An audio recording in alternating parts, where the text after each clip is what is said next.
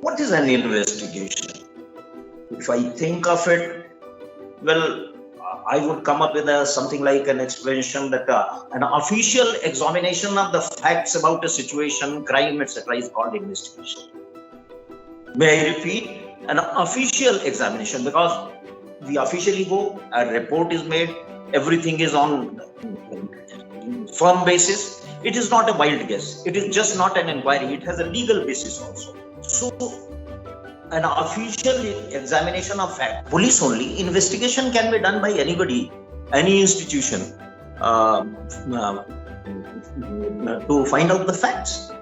Basically, what we have to, coming to my topic, we'll have to examine two terms which are very, prominent in this topic. That is data intelligence, and the second is investigation. Some people will be tempted to start with data intelligence because that comes first. I am tempted to start with the investigation, maybe because I am more at home with investigations. And how do we do this? We collect certain facts, we analyze those things, those facts, we analyze them, develop a theory about a scene or a crime. We develop a theory how this could have been done, how is this possible, and then we form our reasonable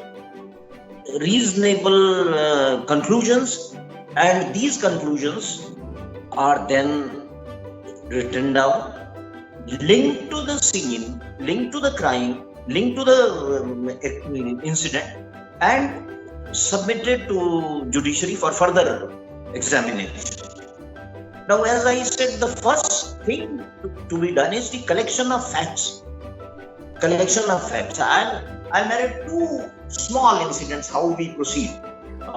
One is from America, US. A constable was driving on the highway. He was going to his home, and right ahead of him was another car. He drove at the same speed. The car in front also drove at the same speed. He was just following it quietly. Suddenly, he found the car lurched to the left, came to the side of the door and stopped.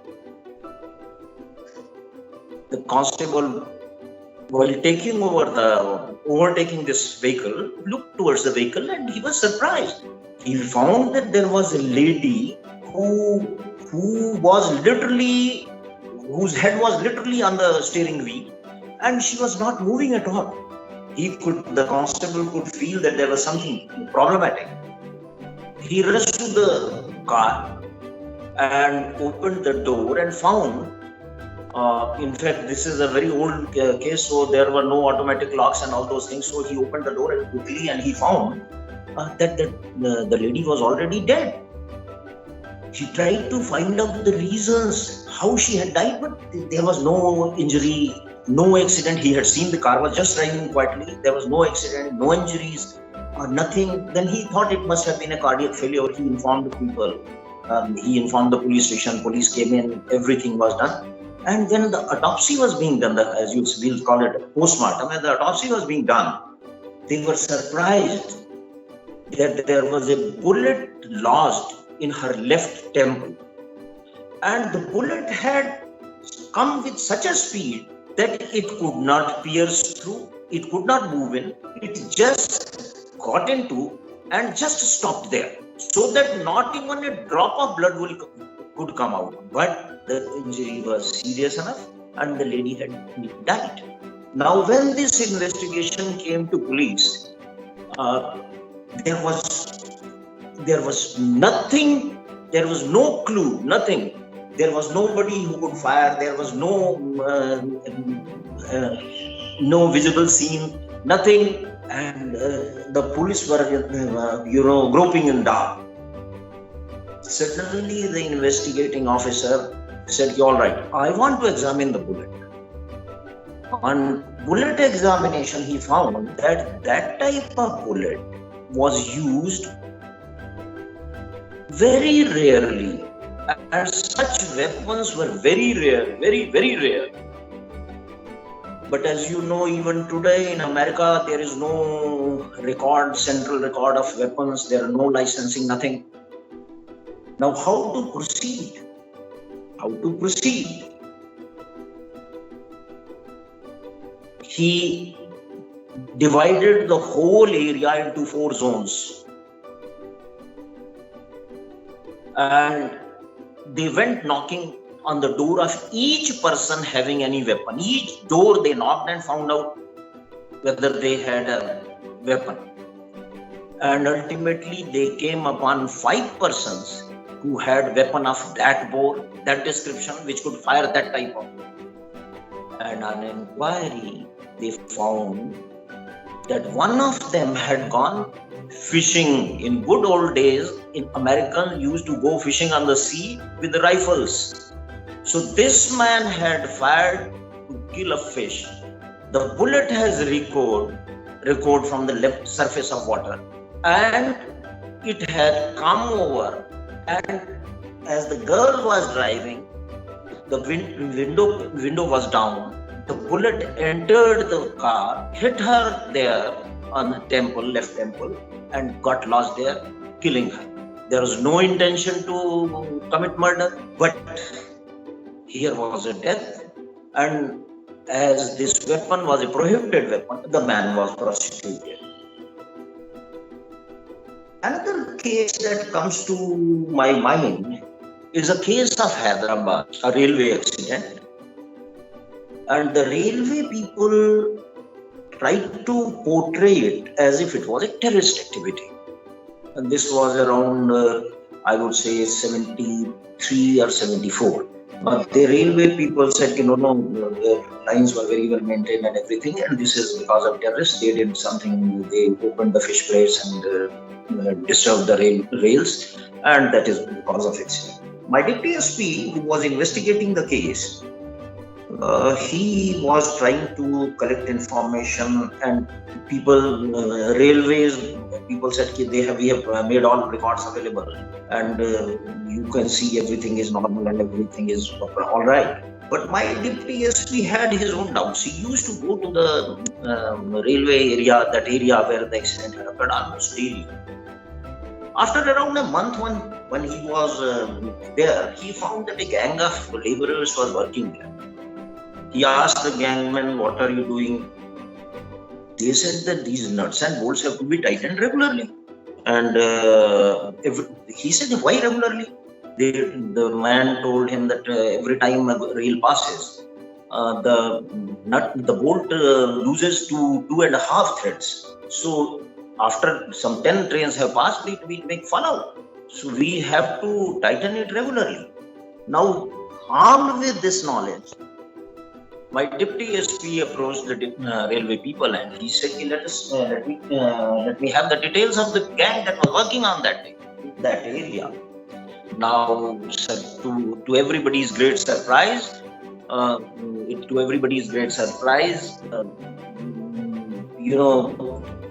they found out that there was no gang working in that area for the past 6 days. And naturally, the nuts and bolts had got open, the rails could have been disturbed all by the movement of the train, and the accident could have been a normal accident because of the carelessness of the people. So, in both the cases, if you see that it is information that is very important, and we have to collect information, we have to connect, and information, as you know, is now called data. How do we collect this information? By physical surveillance, by electronic surveillance. We do forensic audit, research audit, undercover work, interviews. But all what we do is brings great information by minds and minds of data, loads and truckloads of data. And this data has to be examined very carefully. And our men have been doing it. Because of their experience, they keep sitting, plotting, thinking. But now that artificial intelligence is available, machine intelligence is available, we can always do it much faster, much better. How will it help? It will help our investigation. It will help my investigator in finding out quickly whether there was something wrong has gone there. What were the circumstances? who else could be involved, what violation of law has taken place. So analysis has become very important. This is exactly here that data and data analysis comes into picture, and data intelligence how it helps us, and we will just see how that data intelligence helps us. Now, before I land to data intelligence, I am a person of the old times, and data packages, data things, they slightly confuse me. So I'll reduce it to some simple things. Say, for example, goods. We all run a household. We bring goods to the house, things, eatables, grocery, everything. Now the master of the house and the lady of the house takes all those things. Whatever is useful, she retains. Whatever is useless, she throws it away.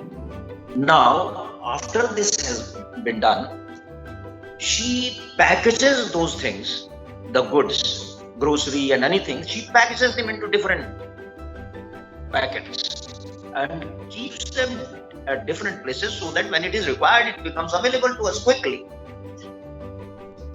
That is exactly what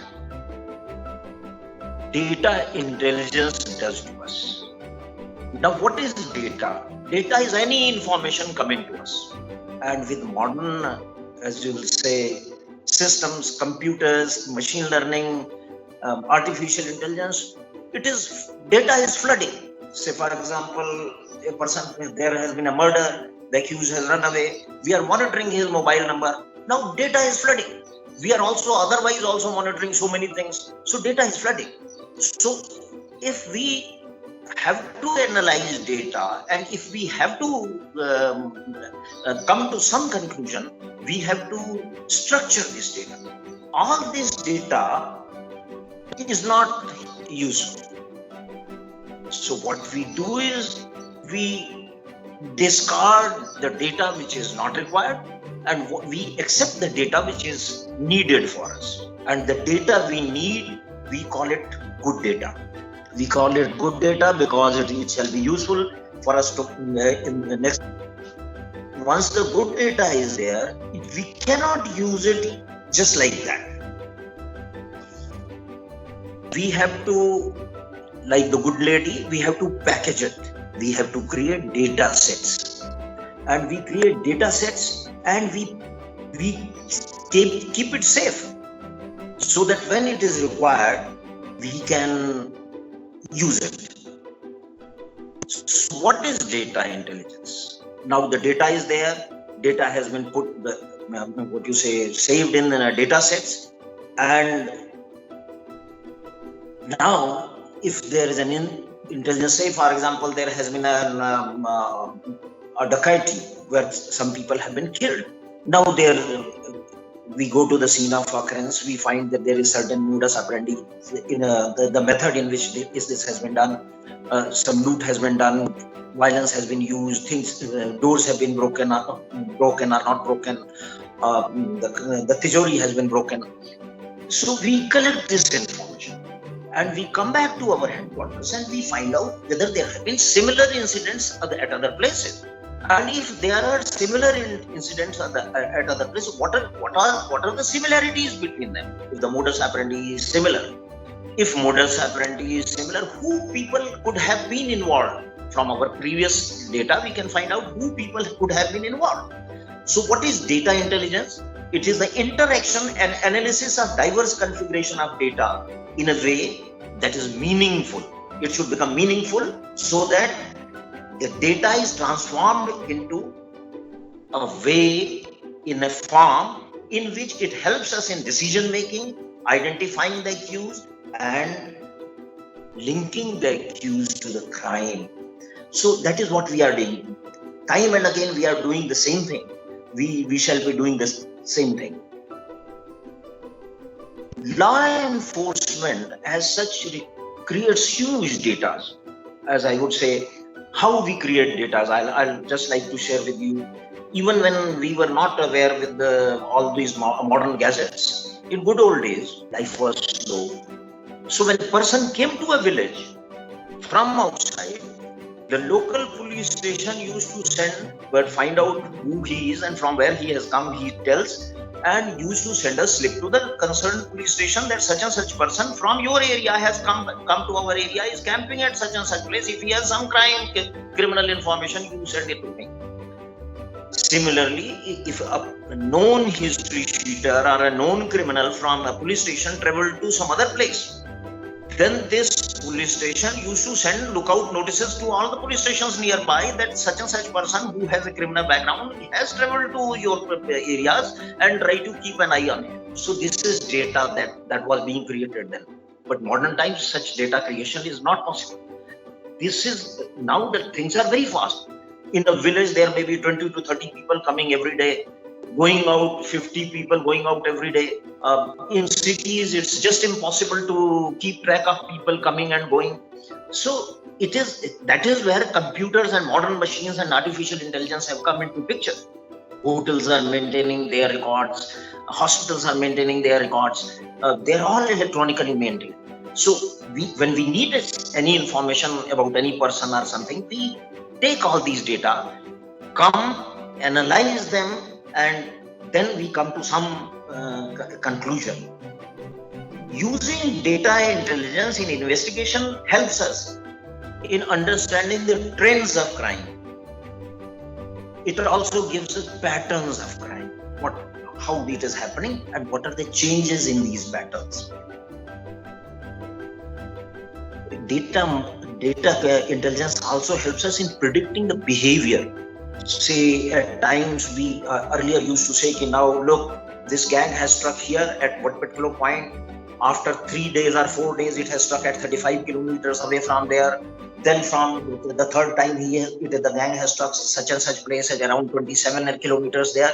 Fourth time, it is likely to strike that place. This is where data intelligence will give us more precise information, more accurate information, and that is why it has become very useful for us. Data intelligence helps us in predicting behavior, and it gives us predictions. Predictive analysis is possible.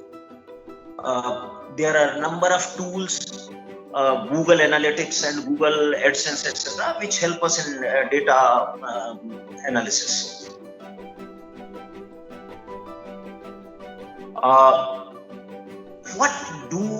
What can this data intelligence help us in investigation? It can give us size and composition of the groups involved in crime, the geographical dimensions of the crime, past steps of the gang, intended criminal goals, and capacity to harm. How large is the group? How many crimes can the gang commit almost on the same day? Besides that, there are certain crimes which need a lot of data analysis. A lot of data has to be examined. And in good old days, policemen used to say that, well, sir, this is very difficult. It's just not humanly possible to examine all these records, especially these frauds.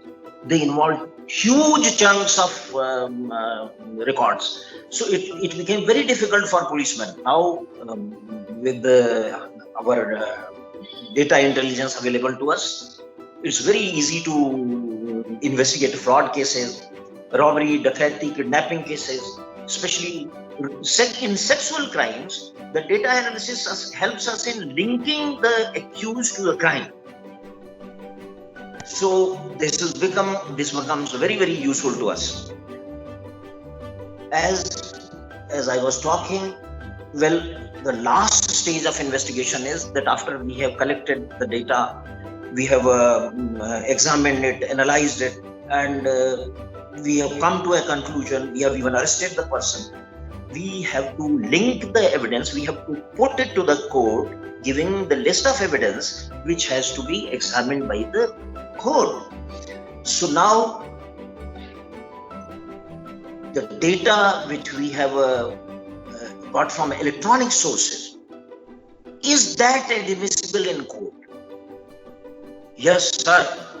I can tell you that all data which has been gleaned by us from electronic sources is absolutely admissible in courts, and our Indian evidence has been suitably amended to allow all the data, electronic signature, certificate, certifying authority, electronic signature, everything has been covered up by the Indian Evidence Act. And whatever is available in the Information Technology 2000, all those definitions have now been accepted. And admissibility of electronic records has also been accepted. So that is not a big problem. The only point that struck me is whether examination of witnesses and cross-examination, etc., is possible. Well, I will, from my knowledge, I would say, in Belgium, the entire process is electronic. The witness never appears in court. He is at his place or maybe with his advocates. The advocates, they rarely come to court. They are in their chamber, the judge is in his chamber, and examination and cross-examination through what you say video conferencing or through other means is possible, and Netherlands has almost done it. Australia and Canada are on way. Other countries are also following suit. Well, one thing is certain. It is, I would say, it is inappropriate to say that, but there is no chance of avoiding it. COVID-19 has almost forced us into it. Now that the susceptibility and the way it is infectious, we have to avoid gatherings. And if we have to avoid gatherings, we have to go, the courts have to be digital. There have been some American authors who have been demanding that courts be made digital.